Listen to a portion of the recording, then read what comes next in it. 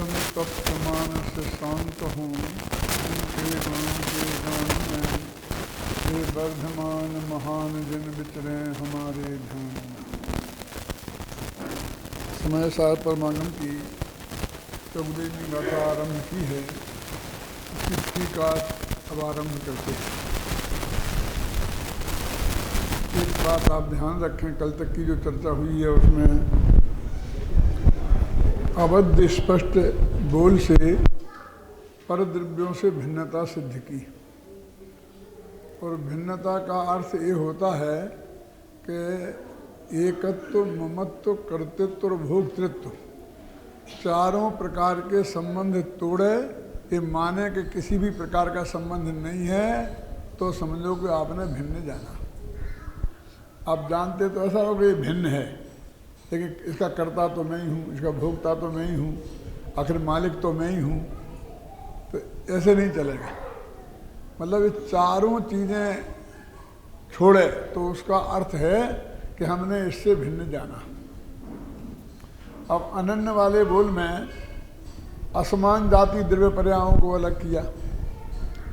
नियत वाले बोल में सद्गुणी हानि वृद्धि को, अविभागी प्रतिच्छेदों के परिवर्तन को अलग किया।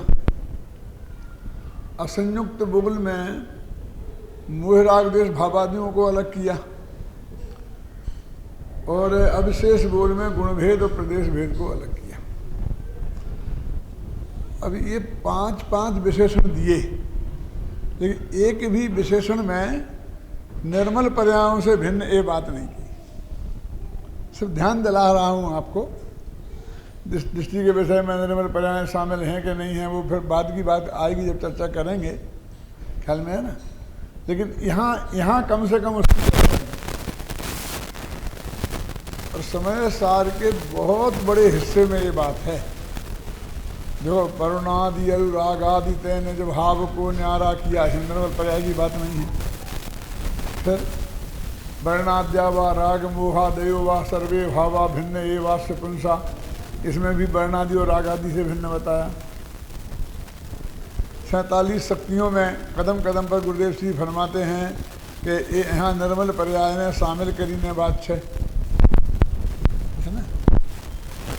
मेरे कहने का मतलब ये है कि बहुत जगह ऐसा है कि जहाँ निर्मल पर्याय की बात नहीं की, क्योंकि अज्ञानी को समझाना है। और उसके निर्मल पर्याय है कहाँ, संबंध है जरा मोक्ष है कहाँ। अब उसे हम समझाएंगे तेरे मोक्ष से तू जुदा है, तो एक भी जीव ऐसा लाव पकड़ के कि जो ऐसा मानता होगा मैं मोक्ष स्वरूप हूँ, क्यों कि मैं मोक्ष का स्वामी हूँ, कि मैं मोक्ष का कर्ता भोगता हूँ।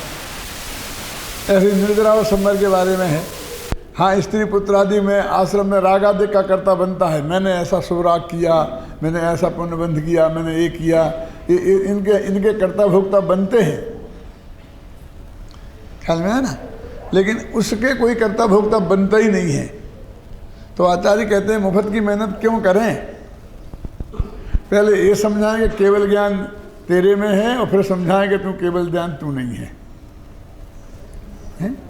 कि जब वो प्रकट होगा तब तो मान लेंगे ना अपने में, कि तब फिर तेरे समझाने की जरूरत नहीं पड़ेगी, क्यों और उसके लिए तो एक ही तर्क पर्याप्त है कि आज तक जो नहीं था वो मैं कैसे हो सकता हूँ, क्योंकि मैं तो अनादि का हूँ। जो आज तक नहीं था, नहीं है, जब तक सम्मा दर्शन नहीं हुआ, जब तक जो चीज़ नहीं है, और मैं अनादि का हूँ, तो यदि वो मैं होता तो इसका मतलब मैं अनादि से हूँ ही नहीं, यानी मुझको ही पैदा होना है। तो जो पैदा होना है वो मैं हूँ, कि जिसे पैदा होता ही नहीं है, जो बंध मोक्ष का भी करता नहीं है, बंधन मोक्ष करे ही आते ना युगसार में, तो वो मैं हूँ। इसलिए सिर्फ मेरा कहना इतना नहीं है कि उसको के बारे में ये है, लेकिन हमारा सारा वजन कोई भी प्रकरण चले और सबसे पहले केवल ज्ञान की धुनाई होना है कि वो आत्मा नहीं है, वो आत्मा नहीं है, वो आत्मा नहीं है। बस न मालूम कहाँ से ये बात घुस गई कि वो केवल ज्ञान आत्मा नहीं है कहेगा तो वो बड़ा पंडित हो जाएगा, और इसलिए वो हर प्रकरण में ये बात होने गई। अब ये टीका में जो 5 बोल बताए हैं, उन्हें उसके पहले की जो 2 पंक्तियां हैं वो बहुत मार्मिक है टीका की, वो मैं पढ़ता हूँ पहले। अवध स्पष्ट अनन्य नियत अवशेष और असंयुक्त आत्मा की अनुभूति शुद्ध नय है ना, और यह अनुभूति आत्मा ही है। आत्मा से अभेद किया उसे, है ना। अनुभूति शुद्ध नय है और अनुभूति आत्मा ही, माने शुद्ध नय भी आत्मा ही है, ऐसा हो गया ना आज। आप संस्कृत में पढ़ो कि सा खलु अवध स्पष्ट अनन्यस्य नियतस्य अविशेषस्य असंयुक्तस्य च आत्मनो अनुभूति सा शुद्ध नया सा तु अनुभूति रात्मैव इति आत्मैक प्रद्योतते। इससे मालूम पड़ता है कि शुद्ध नय का जो ज्ञान होता है तो उसमें आत्मा ही प्रकाशित होता है। देखिए अपन कहते हैं तो 18वीं गाथा आएगी ना, तो उसमें लिखा है अनुभूति स्वरूप भगवान आत्मा आबाल गोपाल के नित्य अनुभव में आ रहा है, आता ना। तो अपन कहते अनुभूति स्वरूप भगवान आत्मा, तो अनुभूति तो पर्याय है, तो भगवान आत्मा अनुभूति स्वरूप है क्या। तो जब देखो इसमें 14वीं गाथा में कहा ना कि वह अनुभूति शुद्ध नय है और वह अनुभूति आत्मा ही है। इसका मतलब शुद्ध नय, अनुभूति और आत्मा, ये तीनों को एक बता रहे। तो कैसे बता रहे एक? तो ऐसे बता रहे कि तीनों को अभेद करके बता रहे,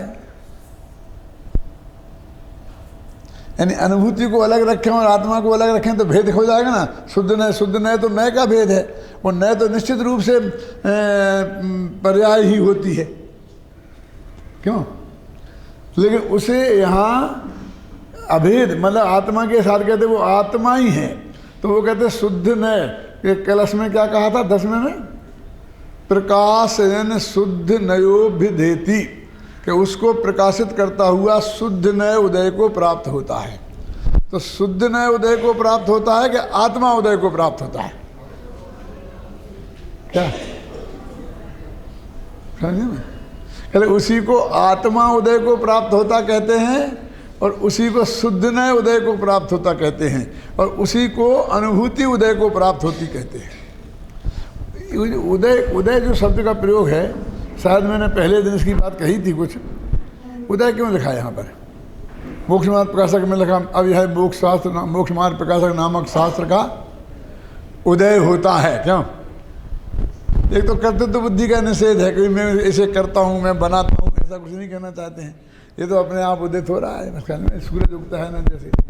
और उदय का संबंध हमेशा लगभग ज़्यादातर सूरज के साथ होता है, और सूरज जितने भी प्रकाशमान पदार्थ हैं उनमें सबसे ज़्यादा महत्वपूर्ण माना गया है। तो ऐसा समझ लो कि हमारे लिए हम आत्मा का उदय होता है, शुद्ध नय का उदय होता है, तो हम उसको एक सूरज जैसी महिमा बताना चाहते हैं। माने ये बहुत साधारण काम नहीं है कि ये काम हो गया है, माने आप समझ लीजिए उदय हो रहा है। तो अब देखिए वो ज्ञान की पर्याय में आत्मा जानने में आया। बात तो ये हुई, क्रिया तो ये हुई, काम तो ये हुआ। अब इसको जो जानने में आया वो कल तक जानने में नहीं आ रहा था, तो उसको उदय होना कहते हैं। सूरज अभी तक देखने में नहीं आ रहा था 5:30 बजे तक, और 5:45 बजे देखने में आ गया, उसी को तो उदय बोलते हो आप। अपने ज्ञान में अनुमान से लगाओ कि ये अभी बनना है, बन रहा होगा सूरज, और फिर 15 मिनट में बन के और निकल आएगा कि वो वहाँ है, वो सिर्फ आड़ में है और हमें दिखाई नहीं दे रहा है। तो ये भगवान आत्मा आड़ में था, राई की ओर में पहाड़ होता है ना, उसको उदय होने का मतलब वो कोई नया क्रिएशन नहीं है, वो तो सूरज वैसा ही प्रकाशमान तेज का पुंज। अपन 12 बजे का सूर्य तो ऐसा होता है, 12 बजे का सूर्य ऐसा, सुबह का तो ठंडा ठंडा होता है, शाम का भी ठंडा पड़ जाता है, क्यों, सूरज ठंडा पड़ जाता है।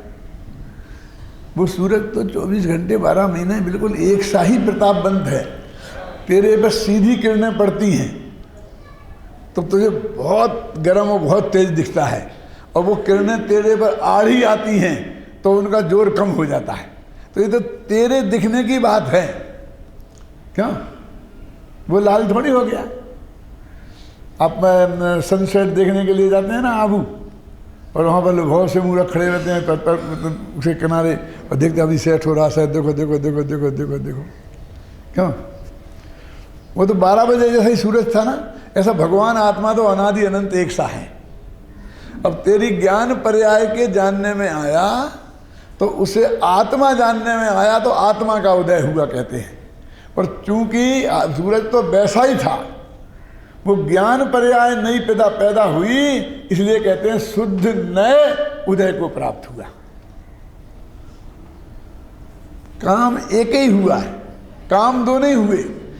उसी को शुद्ध नए का उदय कहते हैं, उसी को आत्मानुभूति का उदय कहते हैं, और उसी को आत्मा का उदय कहते हैं। ये तो ठीक नहीं है, लेकिन दुनियादारी में ऐसा नहीं होता है। एक अम्मा जी दौड़ी दौड़ी चली जा रही थी, क्या क्या क्या बात है अम्मा जी, एकदम जल्दी जल्दी क्यों जा रही हो, क्या बात है? कि कुछ नहीं कुछ नहीं, नहीं कुछ तो, कि वो मेरे पोता हुआ है ना। मैंने कहा अच्छा तुम्हारे पोता हुआ है? कि हाँ। तो यहाँ क्यों जा रही हो, दौड़ रही हो? अस्पताल में भर्ती होती? कि मैं क्यों अस्पताल में भर्ती हूँ, मुझे क्या हुआ है? कि पोता।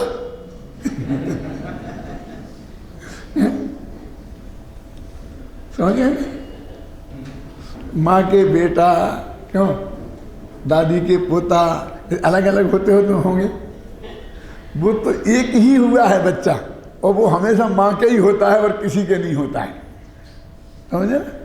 बाप के नहीं होता, दादा के नहीं होता, दादी के नहीं होता, चाचा के नहीं होता, चाची के नहीं होता है, फूआ के नहीं होता, फूफा के नहीं होता, मामा के नहीं होता। क्यों? लेकिन सब ये नहीं कहते कि हमारी बहू के बेटा हुआ है, कि हमारी ननद के बेटा हुआ है, हमारे भांजा हुआ है, इसी भाषा में बोलते हैं ना। यानी वो अपने से ही सीधा संबंध जोड़ते हैं, माँ को बीच में निल कर देते हैं। वो और मैं दो बीच में, कोई बीच में नहीं चाहिए। क्यों? उसमें अपनापन दिखता है। हुआ तो एक ही है, तो काम तो एक ही हुआ। कौन सा? वो आत्मा की अनुभूति हुई। वो माने त्रिकाली ध्रुव भगवान आत्मा ज्ञान की पर्याय में गे बना डायरेक्ट, और डायरेक्ट गेट बनता है, उसको आत्मानुभूति बोलते हैं।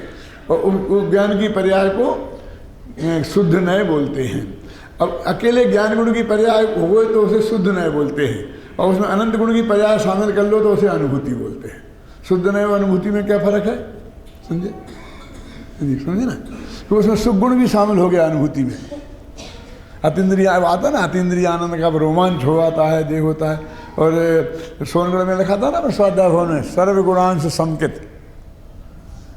माने जब इस आत्मा को भगवान आत्मा ज्ञान का ज्ञेय बनता है डायरेक्ट, तो अकेले ज्ञान कोई सौंदर्य प्राप्त नहीं होता, बल्कि अनंत गुणों में शुद्धि प्रकट होती है अंश में।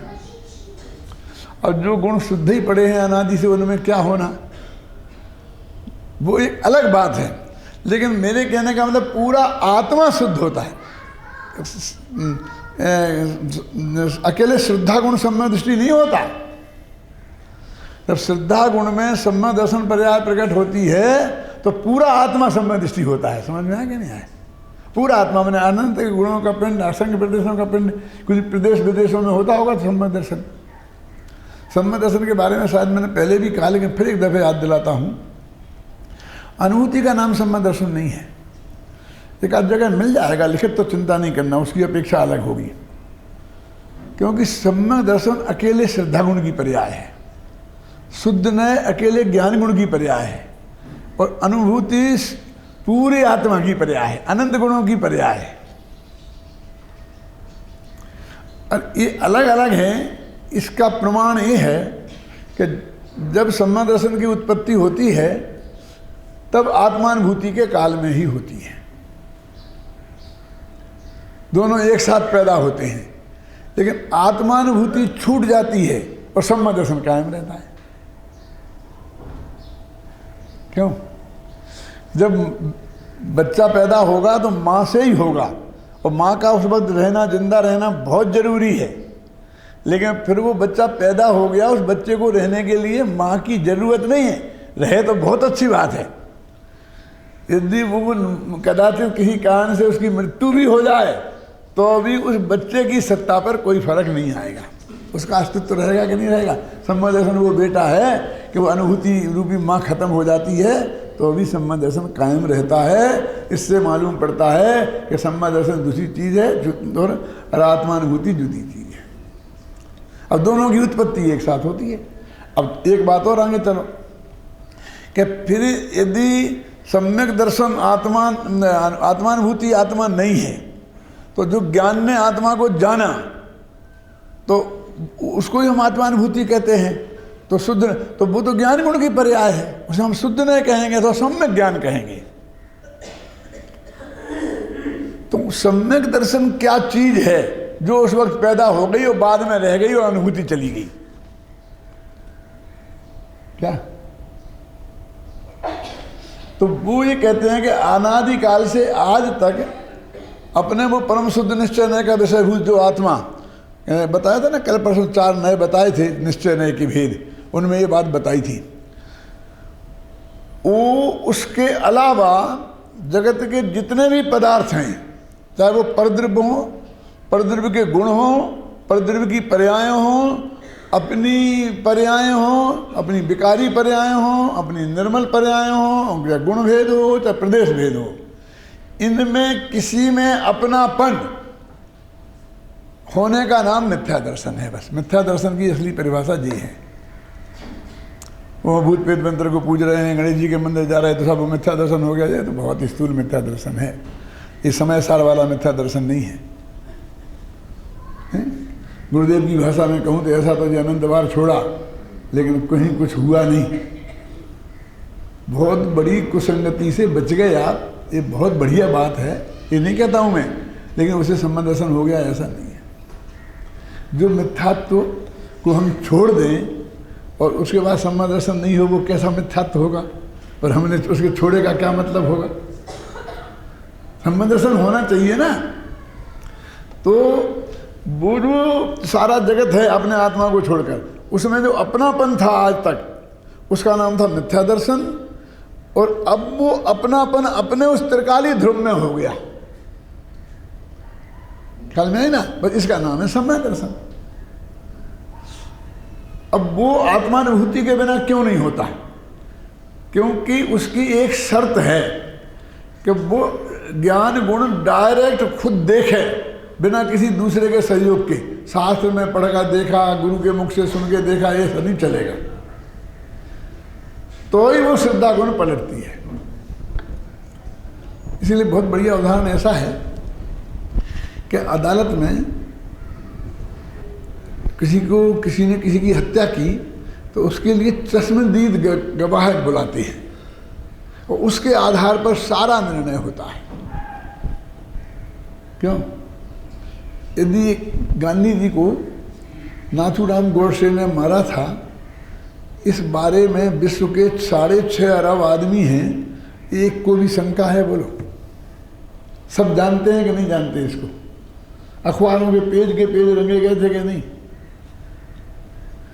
लेकिन उस नाथूराम गोडसे को फांसी लगने में 20-25 वर्ष क्यों लग गए? उसने हत्या करी है, हत्या का फल फांसी है, और उसी के अपराध में उसे फांसी दी गई। ये भारत की अदालत में इतने वर्ष किस बात के लिए लग गए कि भाई ऐसा नहीं चलता है। हमने जाके गवाही दी कि नाथूराम गोडसे ने गांधी जी को मारा है, कि तुमने खुद देखा है? कि हाँ देखा है। कि कहाँ? कि नव भारत टाइम्स में। कि चलो हटो यहाँ से, समझ गए ना? तो कि तुमने आत्मा देखा है? कि हाँ देखा है। कि समय सार में, कि जाओ यहाँ से, चलो सम्यक दर्शन। समझने कि नहीं? फिर उसके लिए नव भारत टाइम्स समय सार है, तो इसके लिए समय सार नव भारत टाइम्स है। उन अखबारों की भी उपयोगिता है, ऐसी बात नहीं है, मेरे कहने का मतलब ये है। लेकिन समय सार की भी उपयोगिता है कि उसमें लिखा है, वो भी देशना लब्धि के बिना भी तो काम नहीं होता। लेकिन वो एक है कि हाँ मैंने देखा है,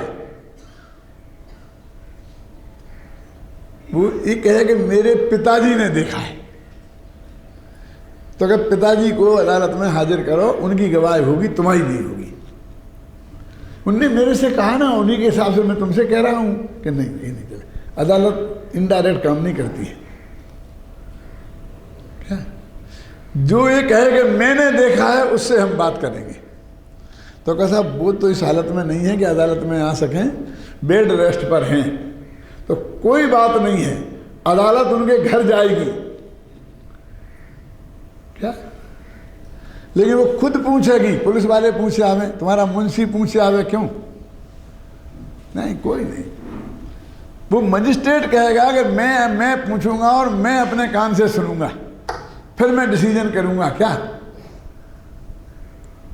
क्योंकि ये साधारण बात नहीं है, उसकी गवाह पर किसी आदमी को फांसी हो जाए, समझ गए ना? तो इसलिए वो उसने खुद देखी होनी चाहिए। अब ये वकील लोग क्या करते फिर इसमें? कुछ दम नहीं है वकीलों में। वकील तो ये कहते हैं, क्यों साहब आपका नंबर, चश्मा कितना नंबर का चश्मा है? आपने जब देखी, जब चश्मा लगाए थे कि नहीं लगाए थे? ये कितनी दूर के तक का दिखता है? तब कितने बज रहे थे? लाइट थी कि नहीं थी? कि सब शाम के 8 बज रहे थे? कौन सी तारीख थी? चंद्रमा का उदय था कि नहीं था? वहाँ लाइट जल रही थी। मतलब कहने का अर्थ ये है कि जिसने मारा उसको तुमने कितनी दूर से देखा, कितने उजेले में देखा, तुम्हारी आँख ठीक है कि नहीं। यानी हमें कन्फर्म होना चाहिए कि तुम्हारी आँख भी ठीक थी, तुमने पास से देखा, उजेला भी था।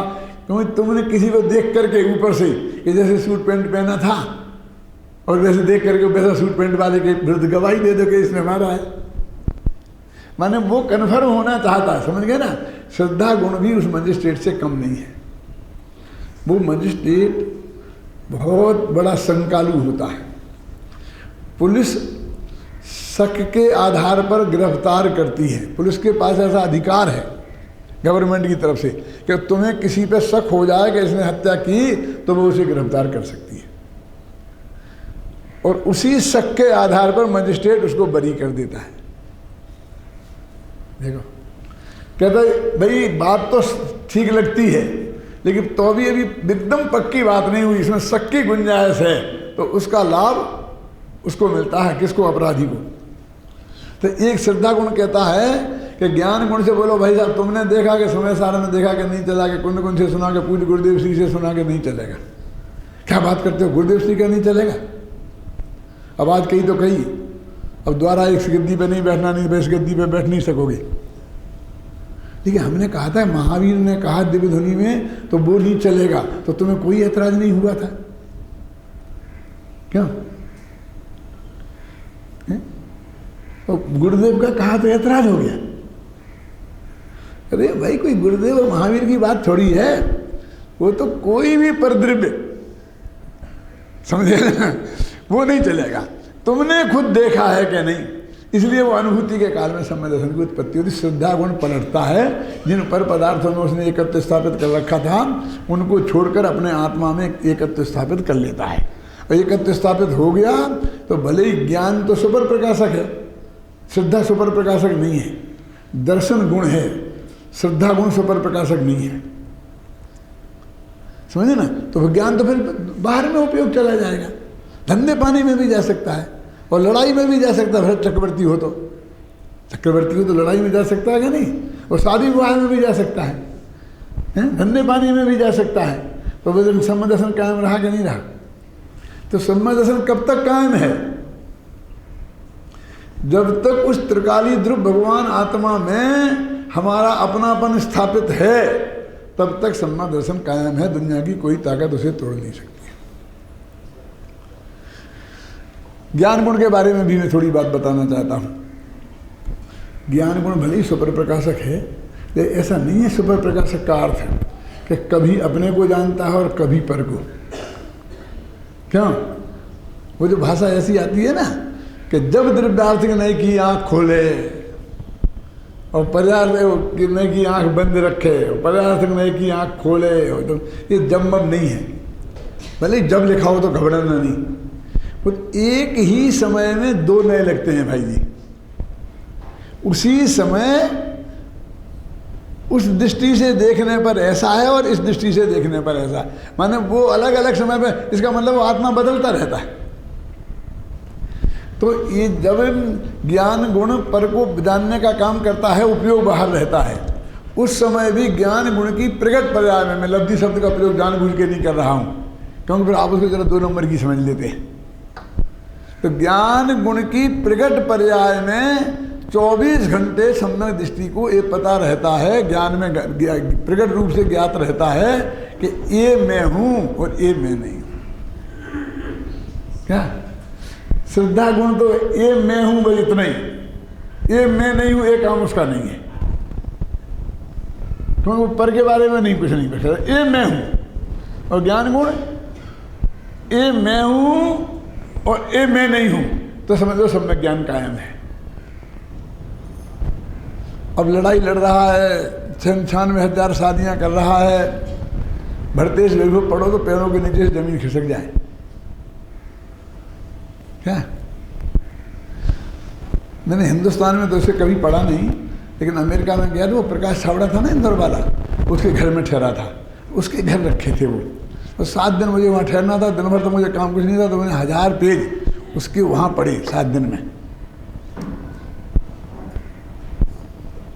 कि अभी मैं आपको क्या बताऊं, आप पढ़ लोगे तो जितनी श्रद्धा आपकी भरत चक्रवर्ती पे है उससे गारंटी से आधी रह जाएगी। टीवी पे महाभारत जिनने देखा उनकी श्रद्धा श्री कृष्ण के प्रति बढ़ी नहीं, घटी। आप समझेंगे ना, ऐसा छल धम का काम, इसको ऐसा, इसको मारा इस तरकीब से, उसको धोखे से, उस धोखे उसको कुछ धोखे से, उसको उस धोखे से, ये ऐसे भगवान होते हैं क्या? और उसमें भी एक अध्याय जो है वो तो इतना, मैं गंदा शब्द का प्रयोग नहीं करना चाहता हूँ, इतना ऐसा है कि उस कवि ने लिखा है, जो वर्धमान परशुनाथ शास्त्री थे ना, उनने अनुवाद किया कि मेरी हिम्मत नहीं है इसका अनुवाद करके इसमें छापूं, तो वो छोड़ दिया। क्या आप सुने ना, हम और आप आमने सामने बाप बेटे बैठ के नहीं पढ़ सकते। अरे पति पत्नी बैठ के पढ़ें तो शर्म आए। तो है, क्या है, तब सच्चा है झूठा है, मैं ज़्यादा चक्कर में नहीं पड़ता हूँ, लेकिन मैं ये कहता हूँ कि वो जो प्रक्रियाएँ थी उस काल में भी त्रिकाली ध्रुव में अपनापन रह सकता है, तो सम्यक दर्शन रह सकता है, और ज्ञान उसे उस काल में भी जानता रहता है कि ये मैं हूँ। और चारित्र तो खत्म ही हो जाता होगा, क्यों? चरित्र मोहे बस लेस न संयम ते सुरनाथ जजय है। तो मैं पूछता हूँ, मिथ्यात्व के साथ ही अनंतानुबंधी के साथ गई, तो उसमें चारित्र गुण में कुछ निर्मलता हुई कि नहीं हुई? चारित्र गुण माने क्या? ये 25 कसाएँ हैं, ये चारित्र की विकारी पर्याय हैं, और 25 कसाएँ का अभाव वो चारित्र गुण की निर्मल पर्याय है। तो अनंतानुबंधी गई तो उतनी शुद्धि अंदर में आई कि नहीं आई, और वो उस वक्त कायम है कि नहीं कायम है? अरे इससे भी खतरनाक बात है, मैंने बताई इनको, क्या नाम, दीपचंद जी को, कल ये मेरे पास 2 घंटा बैठे रहे। क्यों? तत्वार्थ सूत्र में और गोमठ सार में, दोनों में एक सूत्र आता है।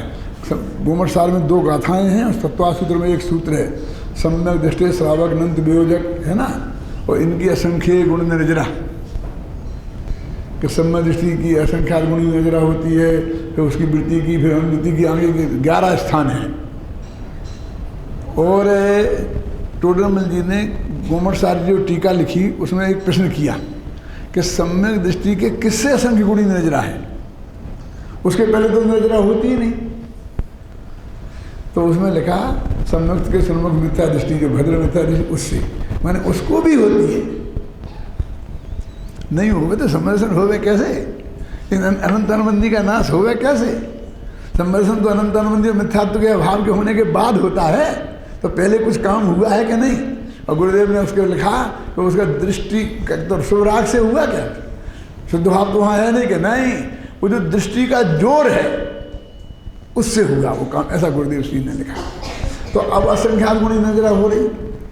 अब मैं आप सबसे पूछना चाहता हूँ जो कर्णान योग के विशेषज्ञ हैं, कि सम्यक दृष्टि के जो असंख्यात गुणी नजरा हो रही है वो सामायिक के काल में होती है कि राज करते के काल में भी होती है, लड़ाई के काल में भी हो रही, कि भोग के काल में भी हो रही, ये भी जानना चाहता।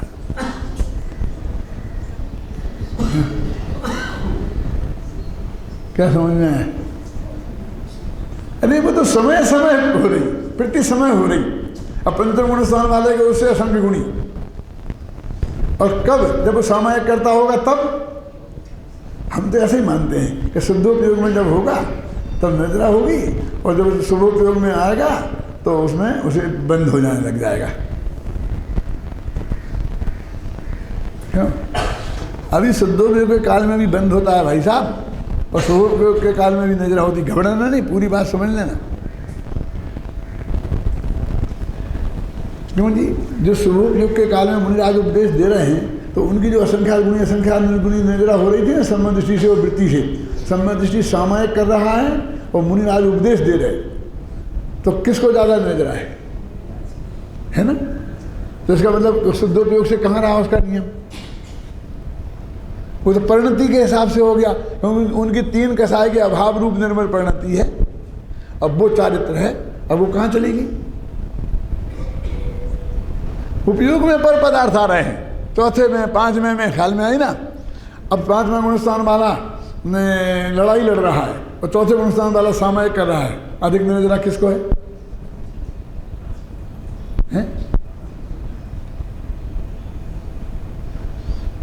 तो फिर उनको बंद भी है कि हाँ बंद भैया 10वें गुणस्थान तक।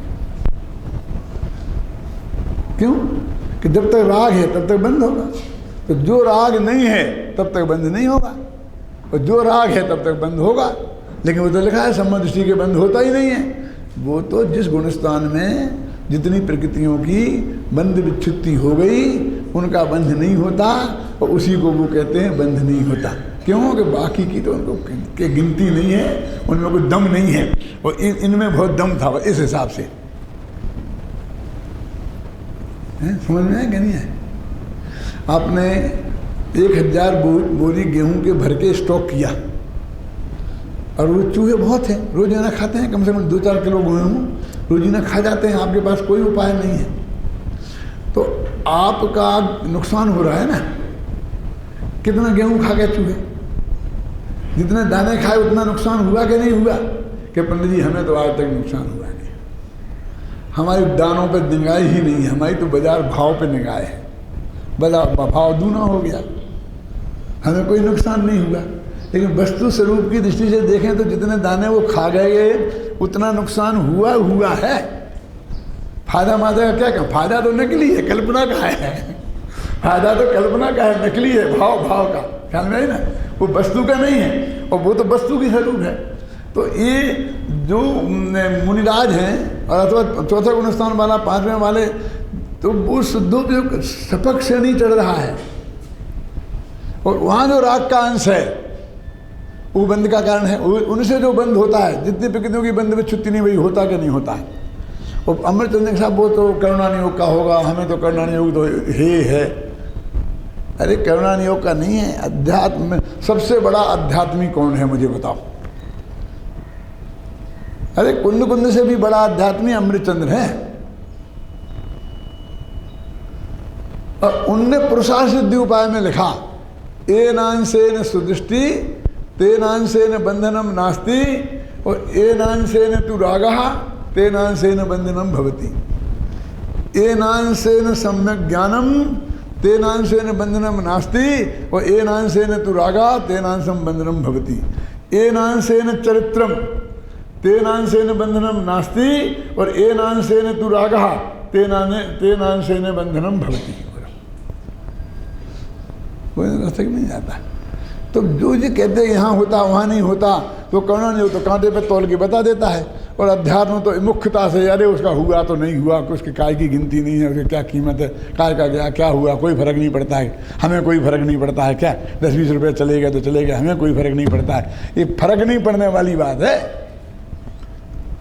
समझिए ना।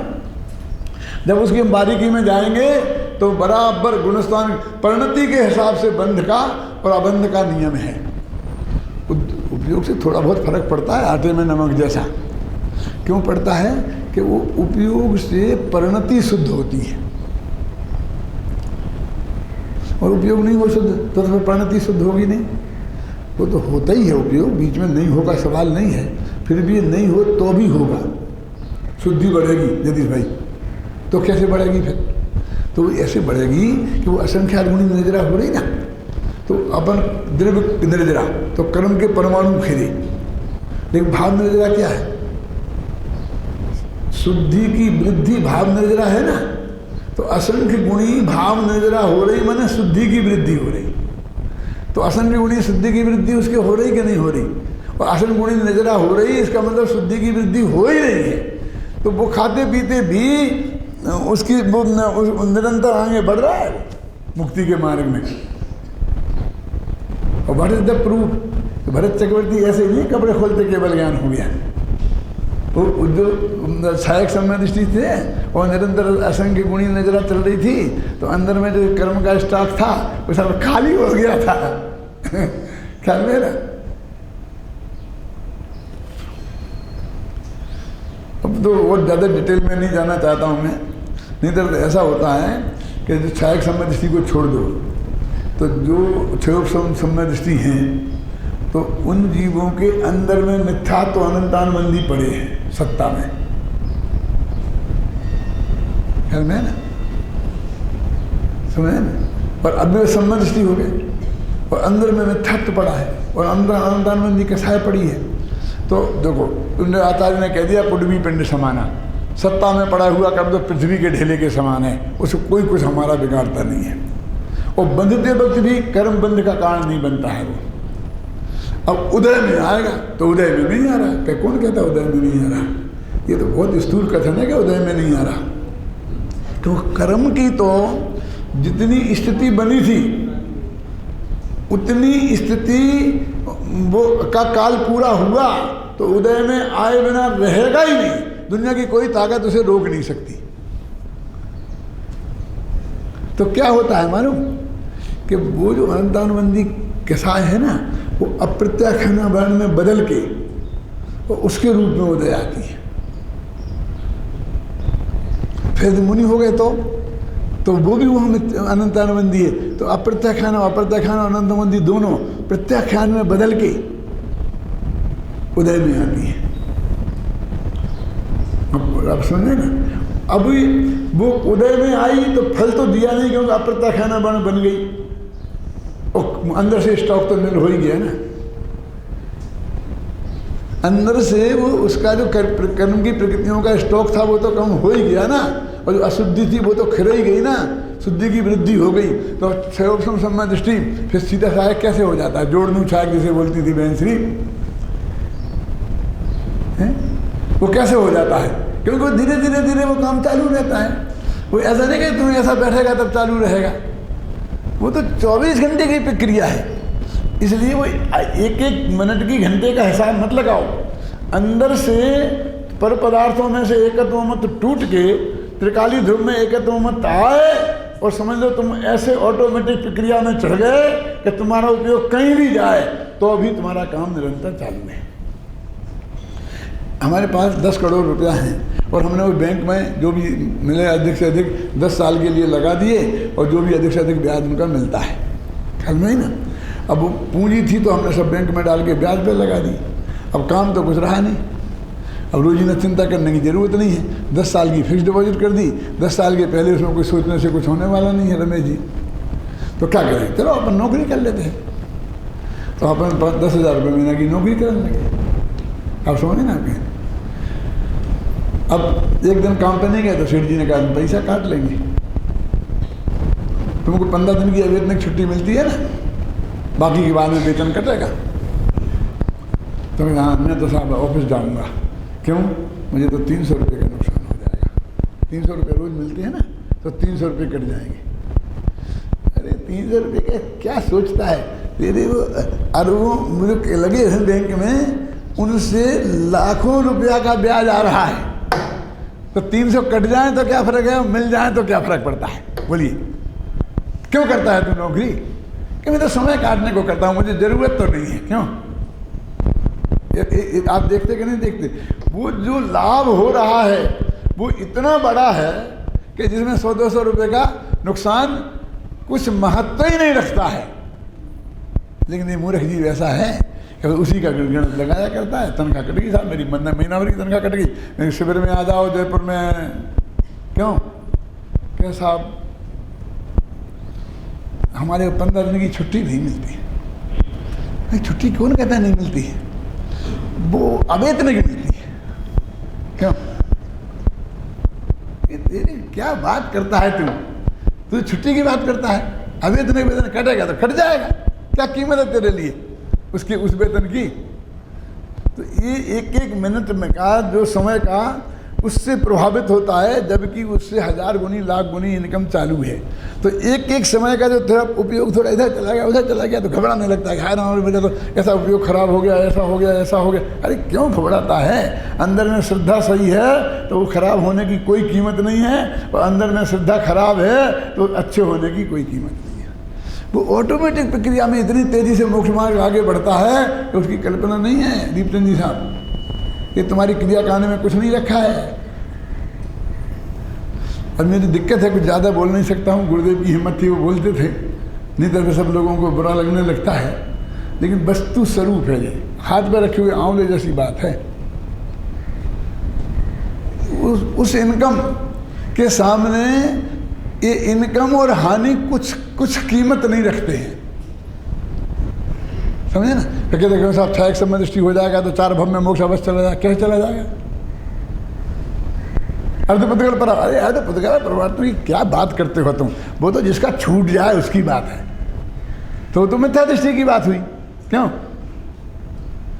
लेकिन कायम रहे तो फिर वो 10-5 भव नहीं निकालता है, क्योंकि वो किस तेजी से वो उसका अंदर का माल खलास हो रहा है।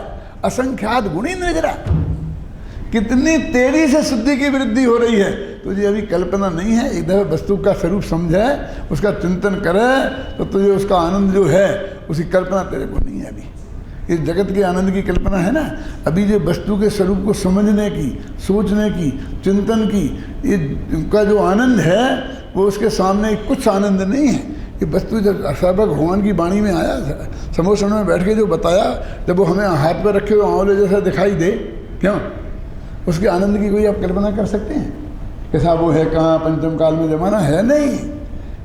कुंद कुंद लिखते हैं हम खड़े हैं ना, ऐसा लिखा प्रवचन सार में करुणानिधि सूचिका में, कि तुम धारण कर लेगा महाराज मेरे बहुत मुश्किल है, कैसे होगा कि हम खड़े हैं ना।